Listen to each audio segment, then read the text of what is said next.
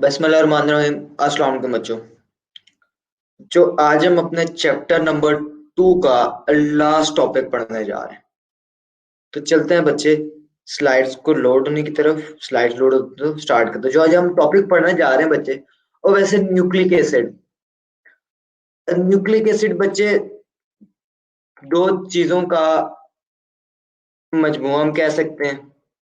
अगर मैं सीधा साधा आपको लेके जो मैं डीएनए और आरएनए की बात करना चाह रहा हूँ, डीएनए और RNA. DNA stands for deoxy ribonucleic acid, जबकि आरएनए राइबोन्यूक्लिक एसिड।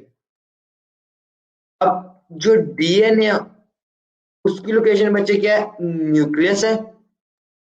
जबकि जो आरएनए है उसकी लोकेशन बच्चे राइबोसोम भी है, जहां हम कहते हैं राइबोसोम न्यूक्लियोलस है।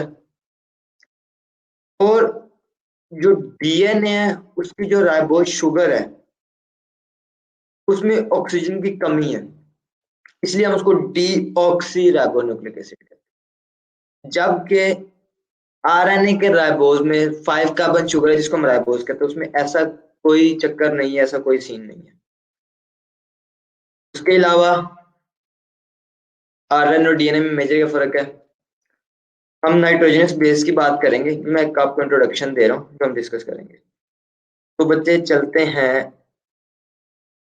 हमारा डीएनए और आरएनए। तो उससे पहले हमारा एक छोटा सा टॉपिक रहता है जो क्लासिफिकेशन ऑफ प्रोटीन्स। इसको हम जल्दी से एक बार देख लें। पहले क्लासिफिकेशन ऑफ प्रोटीन्स क्या चीज है बच्चे? हमने प्रोटीन को दो ग्रुप्स में डिवाइड किया हुआ है। एक को हमने कह दिया फाइब्रस प्रोटीन, जबकि दूसरे को हमने कह दिया ग्लोबुलर प्रोटीन। जो फाइब्रस प्रोटीन होगी बच्चे हेयर लाइक स्ट्रक्चर में होगी। एग्जांपल मैं आपको इसकी दे रहा हूं। जबकि जो ग्लोबुलर होगी वो एंजाइम्स टाइप स्ट्रक्चर में होगी, ग्लोबुलर स्ट्रक्चर में होगी। तो आइए चलते हैं इसकी पहले टाइप की तरफ। वो कहता है फाइब्रस प्रोटीन्स। वो कहता है they consist of molecules having one or more polypeptide chain। वो कहता है जो फाइब्रस प्रोटीन्स हैं ये एक या एक से ज्यादा पॉलीपेप्टाइड चेन की बनी होगी। मतलब क्या बच्चे? ज्यादा सारे अमाइनो एसिड्स को मिलकर बनी होंगी। आगे चलते हैं बच्चे। In the form of, it's not clear to me. जब एक सेकंड जी बच्चे, कहता है in the form of fibrils. Fibrils बच्चे फाइब्रस फॉर्म में, फाइबर के फॉर्म में। मजीद आपको कहता है secondary structure is most important in them. अब इनमें यह बात याद रखिएगा, फाइब्रस स्ट्रक्चर है और सेकेंडरी स्ट्रक्चर इनमें इंपॉर्टेंट है। किसमें? फाइब्रस प्रोटीन में। फाइब्रस प्रोटीन पॉलीपेप्टाइड चेन की बनी हुई है। इसके जो मटेरियल फाइब्रस है और उसमें सेकेंडरी स्ट्रक्चर मोस्ट इंपॉर्टेंट है। आगे चलते हैं बच्चे। They are insoluble in water. ये पानी में डिसॉल्व नहीं होती। They are not soluble in water.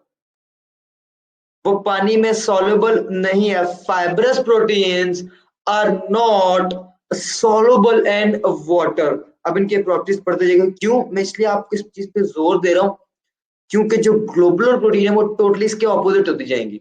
इसीलिए सेकेंडरी स्ट्रक्चर मोस्ट इंपॉर्टेंट था, पानी में सॉल्युबल नहीं है। दो बातें होगी बच्चे। They are not soluble in aqueous media, मतलब कि वाटरी एनवायरनमेंट में सॉल्युबल नहीं है। दो बात होगी। They are non crystalline. तीसरी बात की तरफ मैं जा रहा हूं। They are non crystalline and are elastic in nature. पहली बात यह क्रिस्टलाइन फॉर्म में नहीं होगी। They will not form crystals. Example मैं साथ साथ आपको हेयर की दे रहा हूं, इसी को ध्यान में रखिए फिल वक्त। तो दे आर नॉन क्रिस्टलाइन, ये क्रिस्टल्स की फॉर्म में नहीं है। In addition to it they are not, they are elastic in nature, और नेचर में इलास्टिक है। इसको चौथा पॉइंट कर ले बच्चे, सेकेंडरी स्ट्रक्चर वाला point. Insoluble in water, non crystalline and elastic. 4 point हो गए बच्चे। आगे चलते हैं 5वें पॉइंट की तरफ। They perform structural role in cell and organisms. 5वां पॉइंट बच्चे के ये स्ट्रक्चरल रोल कर रहे होंगे, जबकि जो ग्लोबुलर प्रोटीन्स होंगी ना वो ज्यादातर बच्चे फंक्शनल रोल प्ले कर रहे होंगे। ये ज्यादातर कौन सा रोल प्ले कर रहे हैं? स्ट्रक्चर। फाइब्रस प्रोटीन ज्यादातर कौन सा रोल प्ले कर रहे हैं? स्ट्रक्चरल। आगे चलते हैं बच्चे। अब इनकी एग्जांपल्स क्यों जा रहे हो? कहता है examples are silk fibre from silkworm. Silkworm से जो सिल्क फाइबर हासिल होता है वो इसकी एग्जांपल है। स्पाइडर वेब, मकड़ी का जाला, वो भी इसी की एग्जांपल है। देखिए सारे थ्रेड लाइक मटेरियल होंगे, सारे फाइबर्स की फॉर्म में होंगे। मायोसिन इन मसल सेल्स, ये बच्चे मसल्स के सेल में काफी इसका इंपॉर्टेंट काम है, जिसको आप मोस्टली सेकेंडरी में पढ़ते हैं, बट अभी के लिए इतने काफी कि मायोसिन कहाँ पाया जाता है? मसल्स में। फाइब्रिन ब्लड क्लॉटिंग की एक प्रोटीन है। एंड केराटिन जो कि हमारे नेल्स और हेयर में। अब बच्चे हमने क्या पढ़ा? Fibrous proteins. हमने क्या था? Polypeptide chains of amino acids. They are fibrous in nature, they are insoluble in water, secondary structure is most common in them, they are non-crystalline in nature, they are elastic। उसके बाद they perform structural role in organism। अब चलते हैं इसके next की तरफ जो बिल्कुल इससे ऑपोजिट होगा। तो बच्चे चलते हैं नेक्स्ट की तरफ, ग्लोबुलर प्रोटीन्स की। अब बच्चे ये फंक्शनल रोल कर रहे होंगे ग्लोबुलर प्रोटीन्स। इनमें बच्चे टर्शियरी स्ट्रक्चर ज्यादा इंपॉर्टेंट होगा। अब चलते हैं ग्लोबुलर प्रोटीन्स पे। वो कहते हैं दीज आर स्फेरिकल, ये स्फेरिकल है शेप में, roundness due to multiple folding of polypeptide chain. अब बना तो ये भी पॉलीपेप्टाइड चेन का हुआ है, पर फाइब्रस प्रोटीन्स में क्या था? जो पॉलीपेप्टाइड चेन थे वो लाइन में थे, वो एक स्ट्रेट सीरीज में आप कह सकते हैं, या हेलिकल सीरीज में कहने चले। जबकि ग्लोबुलर प्रोटीन स्फेरिकल स्ट्रक्चर में। इन एडिशन टू इट, इन के होता क्या? जो पॉलीपेप्टाइड चेन्स हैं वो एक दूसरे के गिर्द रैप हुए हैं, जस्ट लाइक एक टाई है, उसको बच्चे जो क्या करते हैं? पकड़ा, उतारे टाई पकड़ा, उसको रोल आउट किया अच्छी तरह और पॉकेट में डाल दिया। बिल्कुल वही वाला हिसाब समझे।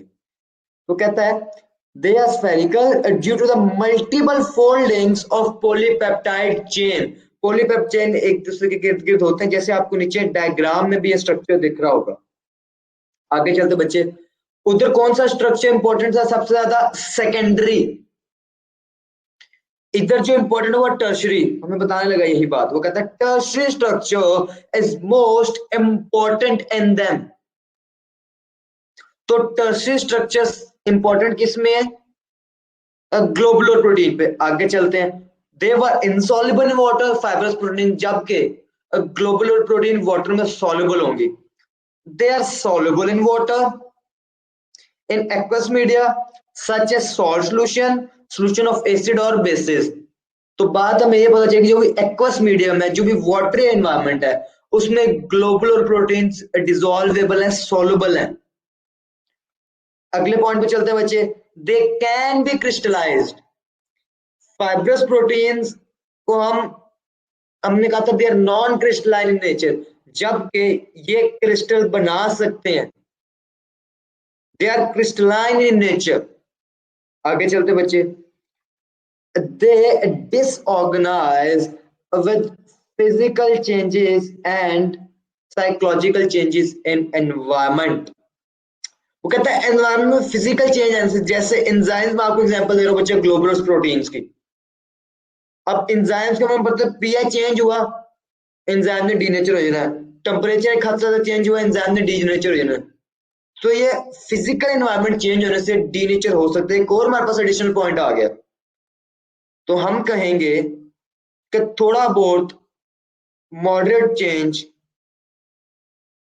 जो फाइब्रस प्रोटीन्स को अफेक्ट नहीं करता, for example hairs and nails हैं, ये बियर कर सकते हैं अच्छा खासा टेम्परेचर को, जबकि एंजाइम्स थोड़ा सा फ्लक्चुएशन टेम्परेचर में आ गया, वो बड़ा कम चेंज वो भी बर्दाश्त कर सकते, पर इनके मुकाबले बहुत कम। तो बच्चे 7 डिफरेंसेस उसने हमें 4 लाइन में बता दिए, और यही इसको हमें एक हमारा इंपॉर्टेंट शॉर्ट भी बनाता है। अब चलते हैं बच्चे इसकी examples are enzymes, antibodies, hormones और हीमोग्लोबिन। इनको मैं रिवाइज करवाने लगा हूं। फाइब्रस प्रोटीन्स क्या है, फाइबर्स की फॉर्म में होंगे, जबकि ग्लोबुलर प्रोटीन्स ग्लोबुलर स्ट्रक्चर में होंगे, स्फेरिकल स्ट्रक्चर में होंगे। बनेंगे कैसे, जो पॉलीपेप्टाइड चेन है एक दूसरे के इर्द गिर्द रैप हुए होंगे, जब उसके केस में रैप नहीं हुए होंगे, पॉलीपेप्टाइड चेन एक स्ट्रेट चेन बनाएगा। फाइब्रस प्रोटीन में सेकेंडरी स्ट्रक्चर प्रोमिनेंट है, जबकि टर्शियरी स्ट्रक्चर प्रोमिनेंट है ग्लोबुलर प्रोटीन में। फाइब्रस प्रोटीन्स इनसॉल्युबल है वाटर में, जबकि ग्लोबुलर प्रोटीन्स सॉल्युबल है वाटर में। फाइब्रस प्रोटीन्स नॉन क्रिस्टलाइन है नेचर में, जबकि ग्लोबुलर प्रोटीन्स क्रिस्टलाइन है नेचर में। अच्छा, ग्लोबुलर प्रोटीन्स थोड़े से फिजिकल चेंज से डीनेचराइज हो जाती हैं, जबकि फाइब्रस प्रोटीन्स का ऐसा कोई मसला नहीं है। और fibrous proteins in addition elastic भी थी नेचर में। हम इसका कोई पॉइंट छोड़ तो नहीं गए, एक्वस मीडियम वाला भी हो गया, इनसॉल्युबल वाला भी हो गया। Structural role, fibrous protein structural role करते हैं, जबकि एंजाइम्स फंक्शनल रोल है ना, मेटाबॉलिज्म हेल्प कर रहे हैं। हीमोग्लोबिन क्या कर रहा है, ऑक्सीजन की कैरी में मदद कर रहा है, ट्रांसपोर्ट ऑफ ऑक्सीजन में मदद कर रहा है ना, तो इनका फंक्शनल रोल भी है। ग्लोबुलर प्रोटीन्स का मोस्टली फंक्शनल रोल भी है। आगे चलते हैं बच्चे।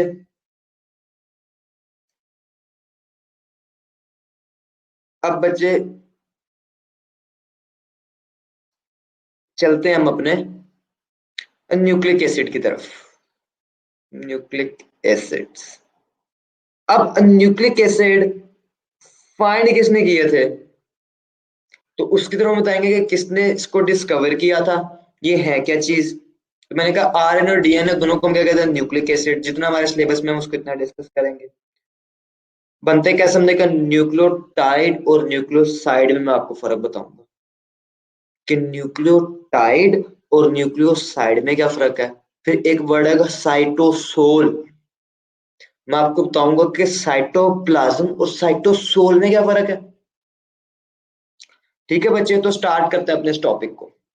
वो कहता है nucleic acids, nucleic acids were first isolated in 1869 by F. Meisner from the nuclei of pus cells।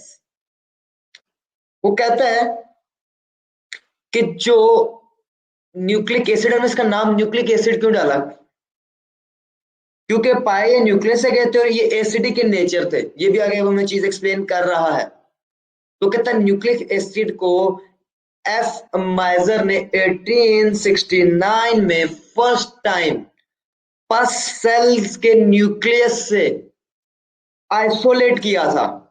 और जब उसने इसकी नेचर देखी कि एसिडिक है या बेसिक है, तो इनकी नेचर निकली एसिडिक, जिसकी बुनियाद पे उसने इनको न्यूक्लिक एसिड्स का नाम दे दिया।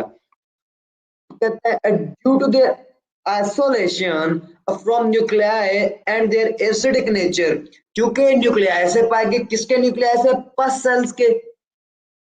इनकी नेचर क्या थी, acidic, and their acidic nature they were named as a nucleic acid।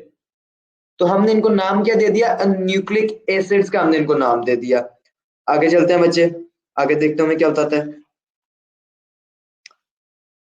Nucleic acids are of two types, deoxyribonucleic acid, जबकि दूसरा है बच्चे आरएनए राइबो न्यूक्लिक एसिड। बच्चे आगे चलते हैं बच्चे। डीएनए अकर्स इन क्रोमोसोम, जी मेरा बच्चा, क्रोमाटिड में।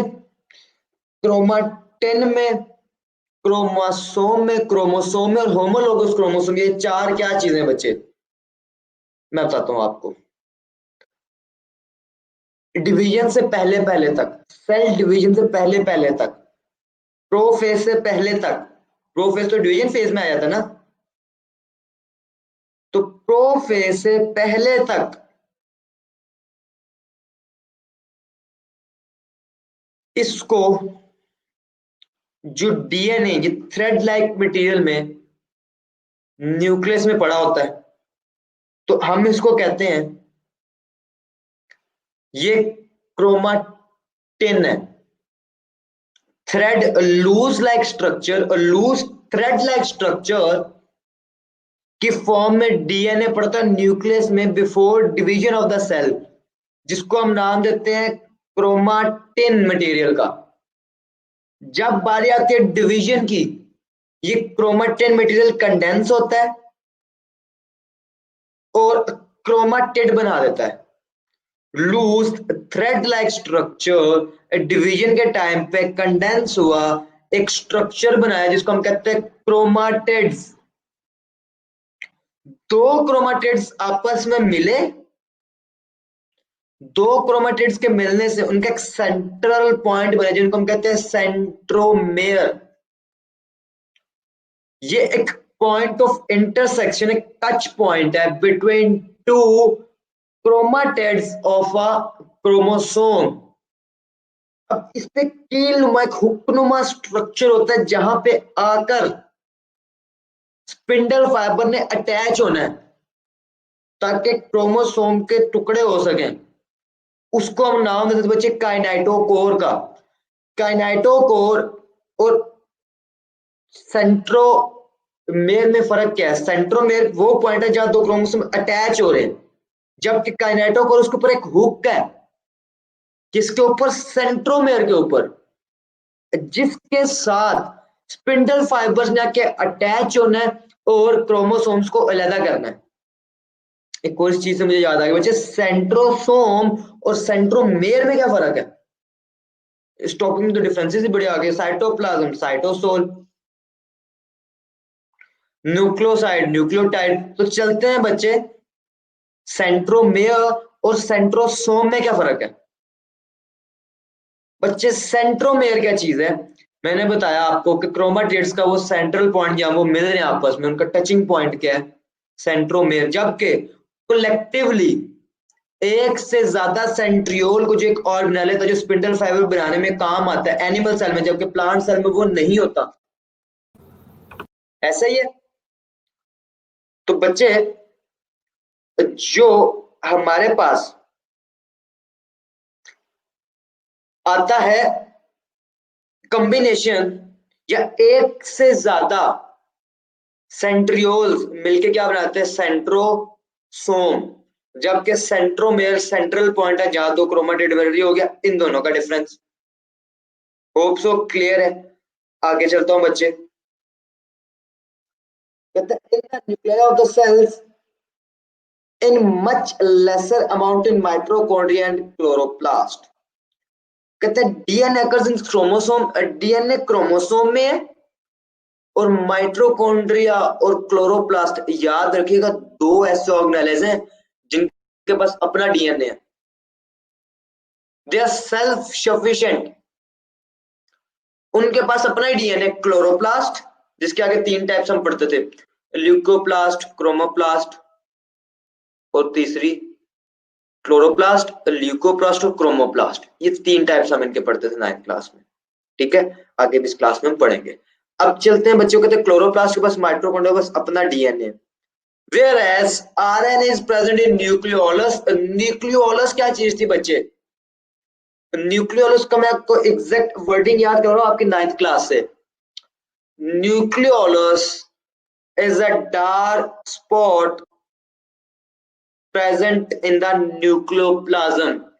जो न्यूक्लियस का लिक्विड मटेरियल था, फ्लूइड था, उसको हमने न्यूक्लियोप्लाज्म का नाम दिया था। हमने कहते डार्क स्पॉट है न्यूक्लियोलस, और इससे मजीद आगे बुक वाली लाइन लिखी हुई थी, it is a dark spot present nucleoplasm where ribosomal RNA is formed. ठीक है, तो न्यूक्लियोलस वही जगह है जहां आरएनए पाया जाएगा।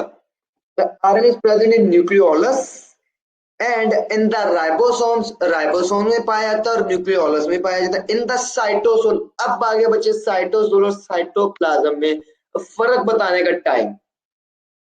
साइटोप्लाज्म बच्चे क्या है, न्यूक्लियर मेम्ब्रेन से लेकर, या मैं कहता हूं सेल के न्यूक्लियस से लेकर सेल की मेम्ब्रेन तक जितना भी मटेरियल है सारा साइटोप्लाज्म है। एक और वर्ड मुझे याद आ गया, प्रोटोप्लाज्म, उसका भी बता तुम वो क्या है।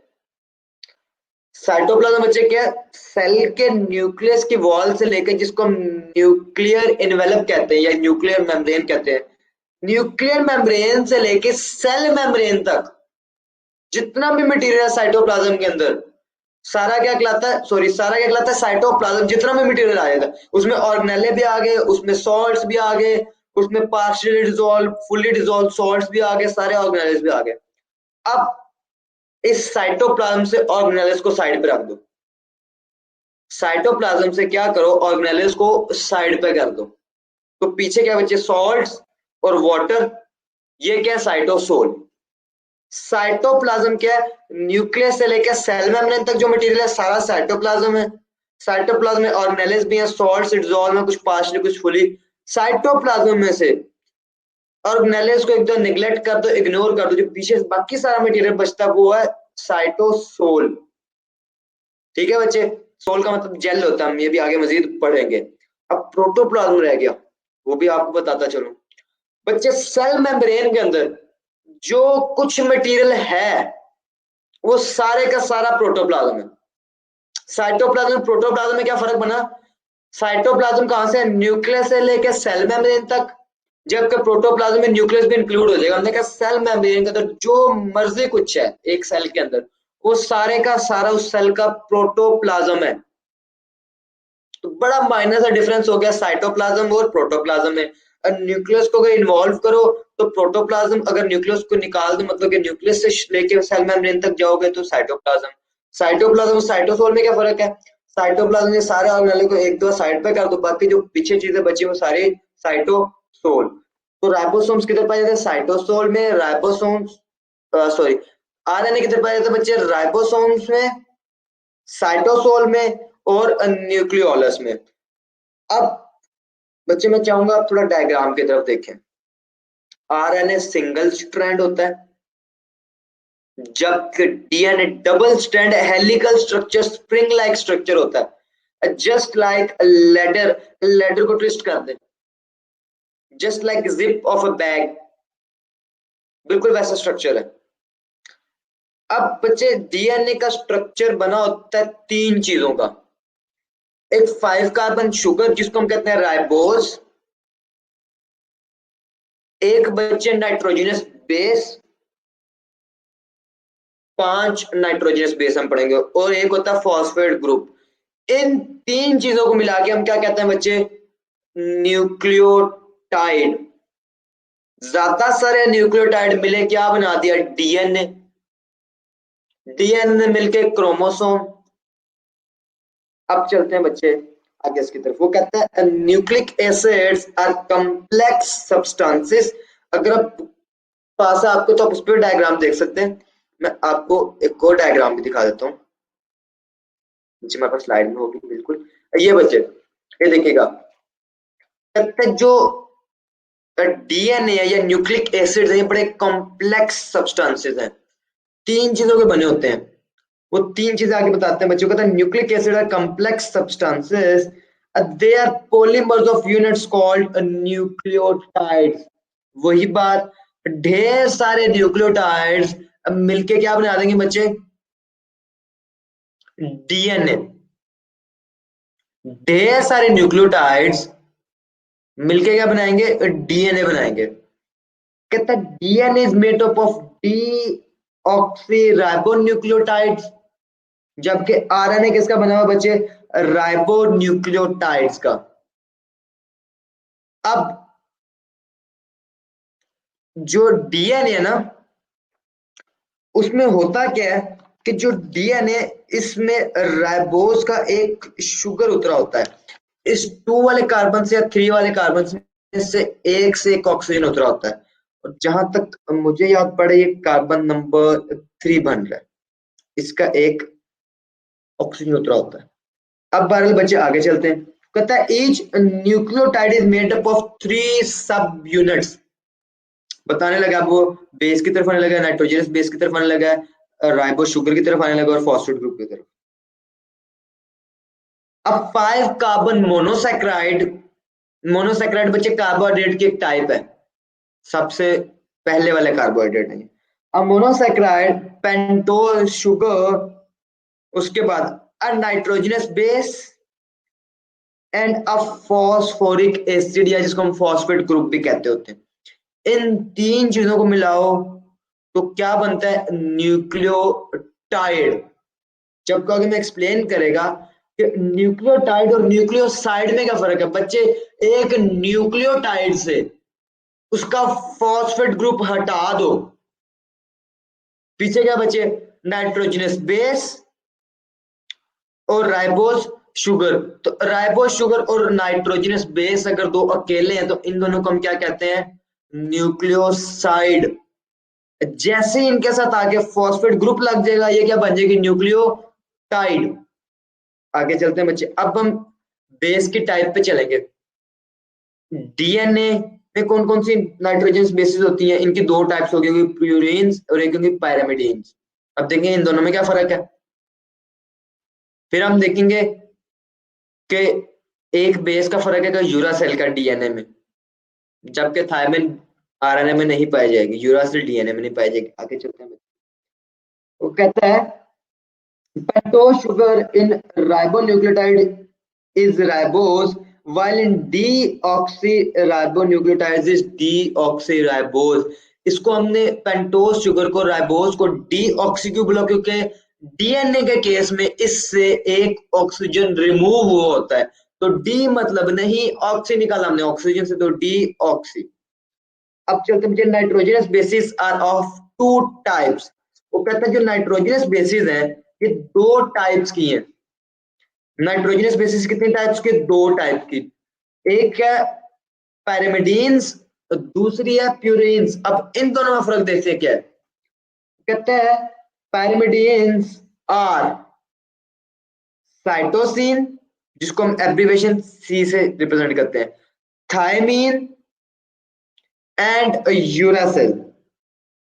साइटोसिन, थायमीन और यूरासिल, इन सब को, साइटोसिन को सी से, यूरासिल को यू से, थायमीन को टी से रिप्रेजेंट करते हैं बच्चे। जबकि प्यूरिन्स आर एडिनिन, ए से रिप्रेजेंट करते हैं उसको, एंड गोवानिन, जिसको हम जी से रिप्रेजेंट करते हैं। फॉस्फोरिक एसिड इसमें कौन सा बच्चे? H3PO4, 5 कार्बन वाला शुगर, साथ उसने आपको 5 बेसिस बता दी, यूरासिल, साइमीन और साइटोसिन, ये है पैरामिडीन्स। जबकि प्यूरिन्स क्या बच्चे? गोवानिन और एडेनिन। अब चलते हैं बच्चे, in a typical nucleotide the nitrogenous base is attached to the first of pentose sugar. आइए बच्चे दोबारा अपने स्ट्रक्चर की तरफ। पेंटोज शुगर पे गौर कीजिएगा, उसको जो कार्बन नंबर 1 है ना, उसके साथ आपको नाइट्रोजनस बेस अटैच हुई देखेगा। और आपको एक और बात बताऊं, जो एडेनिन है ना और ये गोवानिन है, ये डबल रिंग्ड है, इनमें डबल बॉन्ड, इसकी रिंग में देखना ये 2 रिंग्स वाली। जबकि जो बाकी यूरासिल है, थायमीन है, साइटोसिन है, ये सिंगल रिंग्ड होंगी। इनमें ये भी फर्क है प्यूरिन्स और पैरामिडीन्स में। अब एडेनिन एक नाइट्रोजनस बेस है, इसको देखिएगा ये कार्बन नंबर 1 से अटैच है। किसके कार्बन नंबर 1 से? राइबोज के कार्बन नंबर 1। अब बच्चे मजीद आगे चलते हैं, वो कहता है एडेनिन नाइट्रोजनस बेस हमेशा कार्बन नंबर 1 से अटैच होगी राइबोज के, जबकि जो फॉस्फेट ग्रुप है वो कार्बन नंबर 5 से अटैच होगा राइबोज ग्रुप के। While phosphoric acid is attached to carbon at position 5 of pentose sugar. तो डायग्राम में देखें कार्बन नंबर जो 5 है उसके साथ आपको फॉस्फेट ग्रुप मिलेगा अटैच हुआ हुआ। आगे चलते हैं बच्चे। वो कहता है the compound formed by combination of a base and a pentose sugar is called nucleoside. मैंने आपको यही बताया था, नाइट्रोजनस बेस और पेंटोज शुगर, ये दो जब मिलते हैं तो बना देते हैं न्यूक्लियोसाइड। ये तब तक न्यूक्लियोसाइड रहेंगे जब तक इनके साथ आके फॉस्फेट ग्रुप नहीं मिलता। जैसे ही फॉस्फेट ग्रुप आ गया ये क्या बन जाएगी, न्यूक्लियोटाइड। तो सिंपल जुबान में न्यूक्लियोटाइड को साइड पे कर दो, बाकी का बच गया nucleoside. A nucleoside and a phosphoric acid combine to form a nucleotide. Phosphoric group आके मिलता है किसके साथ, न्यूक्लियोसाइड के साथ, बना के देता है nucleotide. Each nucleotide of RNA contain ribose sugar, whereas sugar in each nucleotide of DNA is deoxyribose। हमें वो बात पे पक्का कर रहा है, याद करा रहा है कि डीएनए में डीऑक्सीराइबोज है जबकि आरएनए में सिंपल राइबोज है। डीएनए वाले राइबोज में एक ऑक्सीजन कार्बन नंबर 2 या 3 से रिमूव हुआ होगा। One oxygen removed from the OH group at the carbon number 2। तो बच्चे जो कार्बन नंबर 2 है इससे एक ऑक्सीजन रिमूव होता है। डायग्राम में तो ऑक्सीजन मौजूद है क्योंकि हमने कॉमन न्यूक्लिक एसिड के लिए, जबकि रियलिटी में इधर डीएनए में कार्बन नंबर 2 के साथ एक तरफ तो हाइड्रोजन है, एक तरफ OH ग्रुप है। जो OH ग्रुप है उसमें ऑक्सीजन नहीं होगा। ATP is also an important nucleotide used as energy currency। अब ATP क्या है, एडिनोसिन ट्राइफॉस्फेट, ऐसा ही था बच्चे ATP। तो कहता है ATP भी क्या है, एक न्यूक्लियोटाइड है। अब बच्चे ये स्ट्रक्चर हम देख लिया। अब एक आपको बात बताऊं, जो एडिनिन है ए, ये हमेशा थाइमिन के साथ मिलेगा, उनमें डबल बॉन्ड होगा हाइड्रोजन का। ए हमेशा मिलेगा टी के साथ, जी हमेशा मिलेगा सी के साथ। ए हमेशा किसके मिलेगा साथ, थाइमिन के साथ। एडेनिन हमेशा किसके साथ मिलेगी, थाइमिन के साथ। जबकि साइटोसिन हमेशा मिलेगी गोवानिन के। तो साइटोसिन और गोवानिन में ट्रिपल कोवलेंट बॉन्ड होगा, जबकि एडेनिन और थाइमिन में डबल कोवलेंट बॉन्ड होगा, डबल सॉरी हाइड्रोजन बॉन्ड होगा, दोनों में डबल हाइड्रोजन बॉन्ड ए और टी में, एडेनिन और थाइमिन में। जबकि ट्रिपल हाइड्रोजन बॉन्ड किसमें, गोवानिन और साइटोसिन में। जहां जी है वो सी के साथ, जहां जी है वो सी के साथ अटैच होगा, जहां सी है वो जी के साथ अटैच होगा, जहां ए है वो टी के साथ, जहां टी है वो ए के साथ।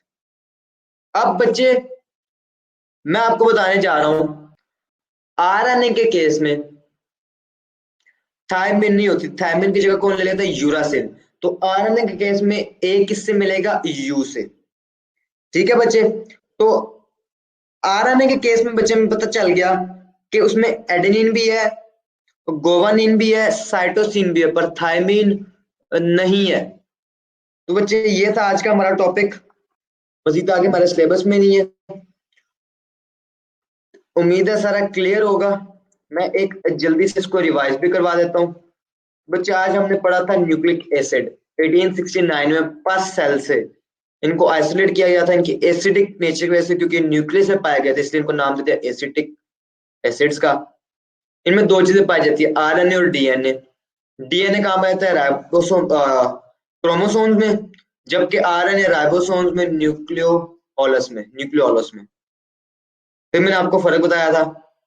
साइटोसोल क्या है, ऑर्गेनेल निकाल दो साइटोप्लाज्म से, सारे साइटोसोल बच गया। न्यूक्लियस से लेके सेल मेम्ब्रेन तक जितना भी सब्सटेंस है सारा क्या, साइटोप्लाज्म। प्रोटोप्लाज्म क्या है, न्यूक्लियर मेम्ब्रेन के अंदर, सॉरी सेल मेम्ब्रेन के अंदर जितना भी मटेरियल सारे का सारा प्रोटोप्लाज्म है।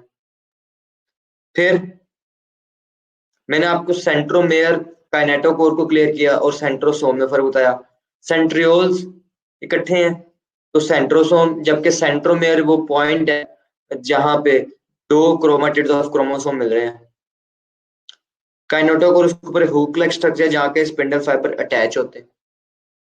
फिर हमने कहा कि डीएनए और आरएनए बने किस चीज के होते हैं। हमने कहा आरएनए सिंगल स्ट्रैंड है, डीएनए डबल स्ट्रैंड है, हेलिकल स्ट्रक्चर है, बने होते एक 5 कार्बन शुगर के जिसको हम राइबोस कहते हैं, नाइट्रोजनस बेस के और फॉस्फोरिक ग्रुप के।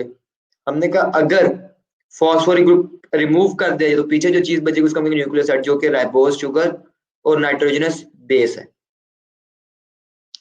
ए हमेशा टी के साथ पैरामिडीन्स में डबल बॉन्ड होगा, जबकि बचे प्यूरीन्स में हमेशा सिंगल रिंग होंगे। ये pyrimidines double ring. A T के साथ, जी सी के साथ, in case of RNA A you के साथ, यू ए के साथ, जी सी के साथ, सी जी के साथ। साइटोसिन और गुआनिन में ट्रिपल हाइड्रोजन बॉन्ड, जबकि ए और टी में डबल हाइड्रोजन बॉन्ड। तो बच्चे ये था आज का लेक्चर, उम्मीद है समझ आ गया होगा। इंशाल्लाह मिलते हैं कल एक नए टॉपिक के साथ। अल्लाह हाफिज।